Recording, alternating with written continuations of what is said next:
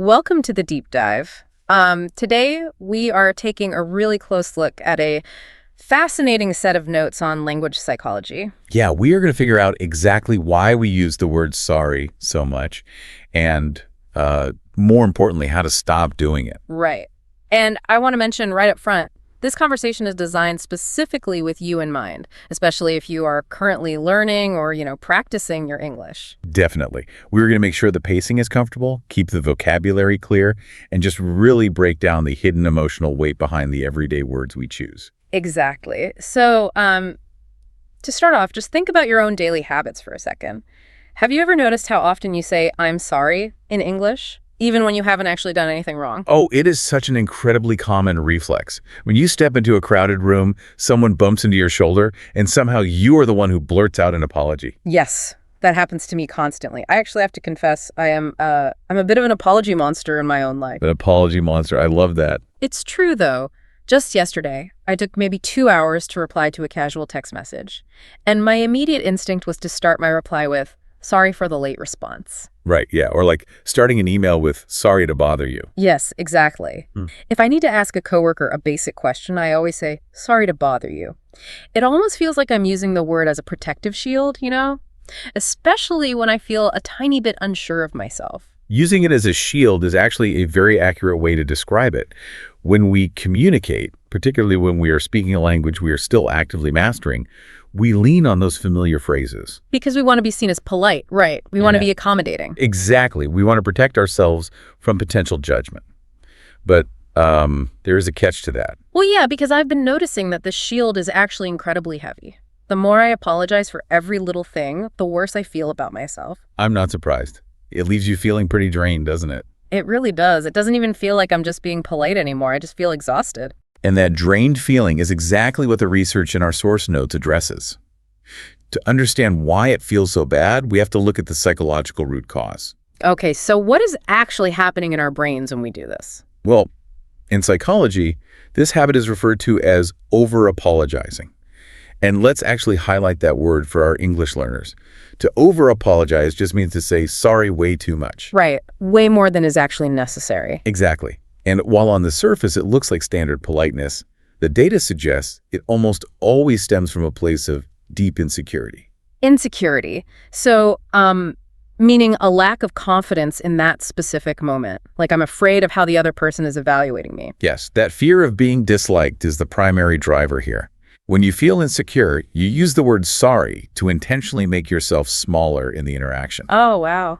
To make yourself smaller. That's really sad, actually. It is. You are trying to eliminate any possible friction or conflict before it even has a chance to start. But doing this repeatedly has a profound subconscious impact. Subconscious, meaning it's happening completely beneath my awareness. I'm absorbing these negative messages without even realizing it. Exactly.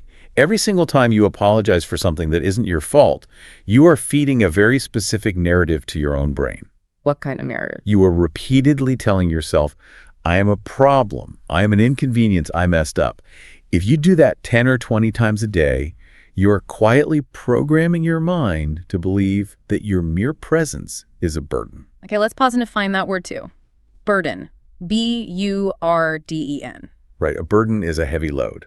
It's something difficult that you force someone else to carry or deal with. So I am essentially convincing myself that I am a heavy load on other people. It's so strange because my conscious intention is just to be nice. I know, it feels completely backward.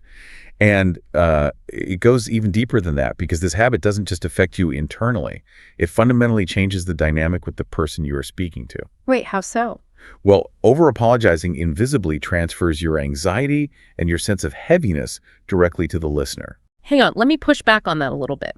Let's look at this from the perspective of someone practicing their English. Sure. Let's say I am in a conversation with a native speaker. I'm feeling a bit nervous about my vocabulary, and I say, "I'm sorry for being a bother," or "Sorry for wasting your time." Right, those are very common phrases. In my head, I am showing respect for their time. I'm giving them a little verbal gift of appreciation. How is that transferring anxiety to them? It's a great question. Let's reframe how we view that interaction. When you say, "Sorry for wasting your time," you aren't handing them a gift of appreciation. I'm not. No. You are actually handing them a heavy backpack full of your own anxiety. It is an emotional burden that they now have to carry for you. Oh, because now I've made it their job to make me feel better. Exactly. If you hand them that anxiety backpack, they can't just ignore it. They are socially obligated to reassure you. Right, they have to say, no, you aren't a bother, or don't worry, you aren't wasting my time. I am basically forcing them to do emotional work. That is the exact mechanism at play. You pull them into a dynamic where their role is to comfort you. And if you do that constantly, it becomes exhausting for the people around you. Wow.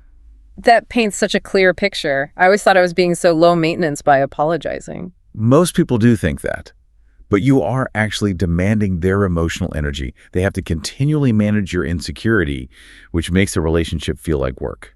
Okay, so if handing over this anxiety backpack is exhausting for everyone, how do we fix it? Because I still want to be respectful. I don't want to just swing to the opposite extreme and be rude. Oh, absolutely not. You don't have to stop caring at all. The solution in the source notes is actually incredibly empowering. Empowering. That sounds much better. What is the solution? We just have to shift the emotional energy of the interaction. We need to move away from feelings of guilt and move toward feelings of gratitude. Okay, let me make sure I'm following. From feeling bad about what I did wrong to feeling thankful for what they did right. Yes, exactly that. I really like the sound of that.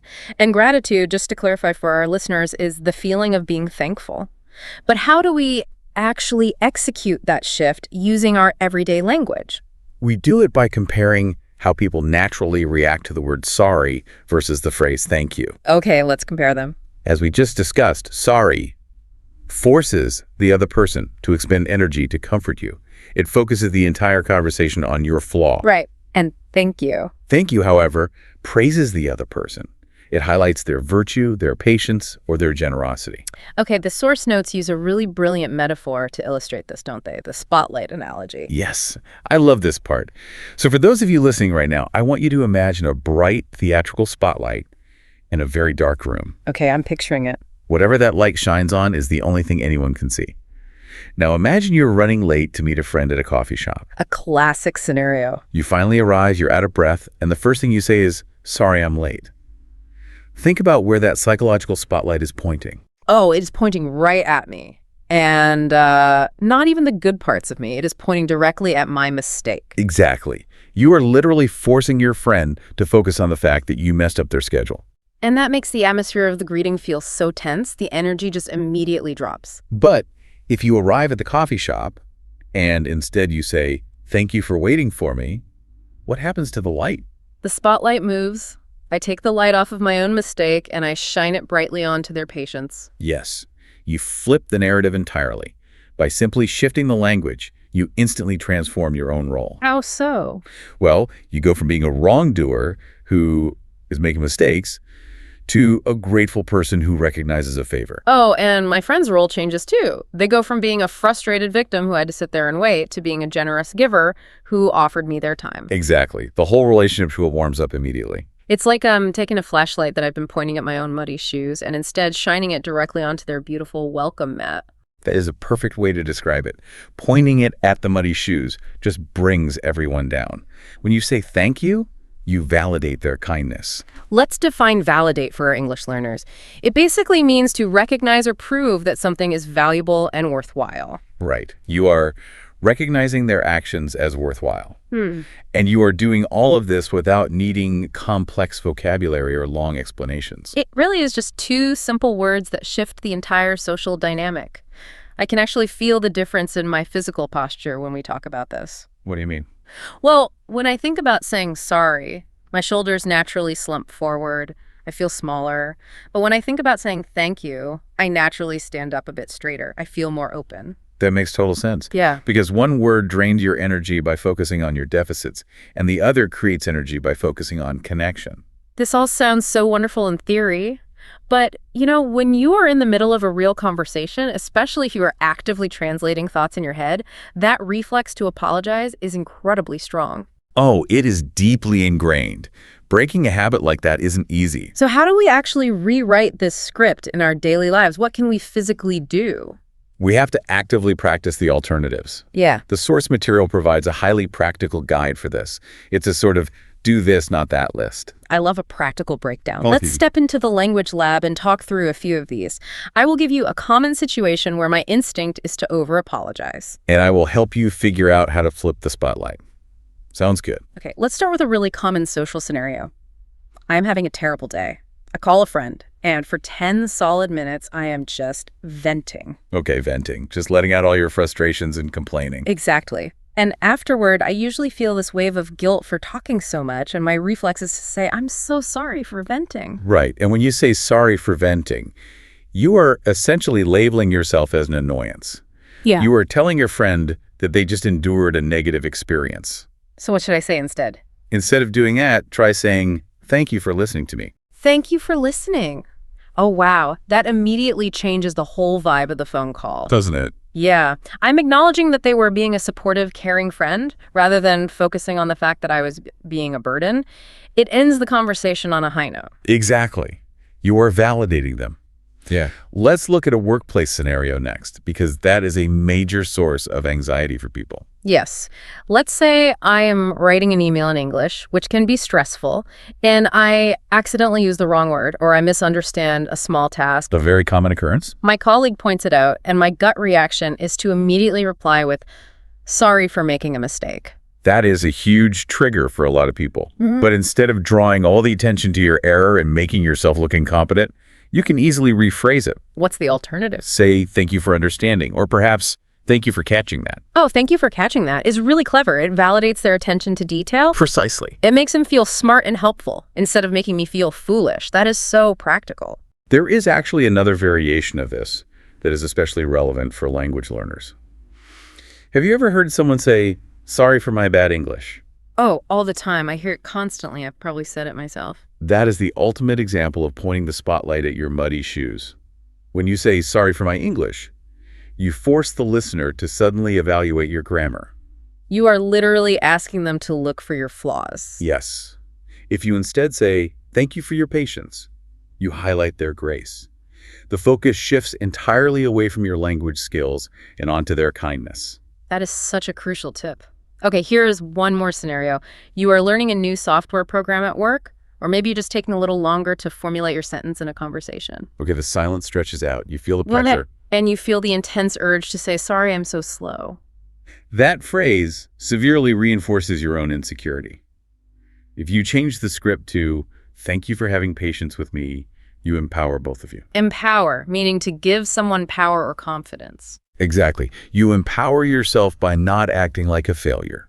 And you empower them by praising their willingness to help. You make them feel like a mentor. I am tracking with all of this, and it makes so much sense, but I have to push back a little bit here. I'm struggling with a specific nuance. Okay, let's hear it. If I am an hour late to meet someone for a very important meeting and I just casually stroll in and say thank you for waiting, isn't that a little arrogant? Oh, I see what you mean. It feels like I'm completely brushing off the fact that I stole an hour of their day. That is a very important distinction to make, and the sources are actually really clear on this. This strategy is not a magic trick to avoid taking responsibility for real mistakes. Okay, good, because that would be toxic. Very. We have to evaluate the severity of the situation. Right. So if I accidentally spill a cup of hot coffee all over your laptop, I shouldn't just smile and say, thank you for being so forgiving. Please do not do that. If you make a severe error, if you cause real harm, or if you create a significant inconvenience, a sincere, direct apology is absolutely required. That makes perfect sense. So what are we actually targeting here? What we are targeting today is the unnecessary, everyday friction. The phantom apologies. Phantom apologies. I really like that term. Apologizing for things that don't actually require forgiveness in the first place? Exactly, like taking a few hours to reply to a non-urgent text message, or needing a moment to find the right word in English. In those minor moments of daily friction, choosing thank you instead of sorry is basically a way of prioritizing the other person's grace over your own guilt. Yes. You are making a conscious choice to see them as a patient, understanding person, rather than viewing yourself as a constant, annoying problem. Prioritizing their grace over my guilt. That is a beautiful way to phrase it. It takes the immense pressure off of me to be absolutely perfect all the time. And it assumes the absolute best of the person you are talking to. It really does. There is a moment in the source material that actually distills this entire concept down into a single powerful thought. Oh, what is it? It suggests taking a moment to internalize this mental shift with an affirmation. An affirmation. Let's explain that term quickly. An affirmation is just a positive statement you repeat to yourself to help rewire your thoughts. Exactly. It helps rewire that subconscious programming we talked about earlier. So for those of you listening right now, whether you are commuting on the train, walking your dog, or just sitting at your desk, I want you to actually take a deep breath. Just let your shoulders drop for a second. We are going to share this affirmation, and I want you to really hear it. Here it is. I am not a burden. I choose to appreciate others instead of blaming myself. I am not a burden. I choose to appreciate others instead of blaming myself. Saying that out loud feels incredibly freeing. It really is like taking off that heavy anxiety backpack we've been carrying around everywhere we go. It is a profound shift in perspective. It rewrites your social script from one of weakness and apology to one of mutual respect and gratitude. We've covered some truly fascinating ground today. We really have. We started by looking closely at why we over-apologize, realizing that this habit is so often driven by our own insecurities. And the quiet fear of being disliked by others. We examined the hidden subconscious cost of that habit. Right, how it quietly programs us to feel like a problem while simultaneously forcing the people around us to carry the emotional weight of our anxiety. But the fix we discussed is so actionable. We just have to remember to shift the spotlight. By replacing the word sorry with the phrase thank you, we stop highlighting our own mistakes and flaws. Instead, we start highlighting the generosity, the tolerance, and the patience of the people we are interacting with. It is a relatively small change in your vocabulary, but it creates a massive psychological shift in how you relate to the world and how the world relates to you. It definitely takes a little practice to break the reflex, especially if you've been doing it for years. But once you start making the shift, the change in how people respond to you is genuinely remarkable. So here's our challenge to you. The next time you sit down to write an email or you are chatting with a friend in English and you feel that familiar automatic urge to type out, "I'm sorry." Just pause. Catch yourself in that exact moment. Exactly. Pause and ask yourself, how can I flip this? How can I shine the spotlight on their goodness instead of my own insecurity? It really makes you think about the incredible power of the language we use every day. It does. And I want to leave you all with one final thought to ponder. If simply swapping the word sorry for thank you can completely rewire how people perceive our value and how we view ourselves, what other automatic everyday words are secretly defining our self-worth without us even realizing it? That is a great question. If the psychological spotlight is always on, where else are we accidentally pointing it directly at our flaws instead of our strengths? Thanks for joining us on this deep dive, and we'll catch you next time.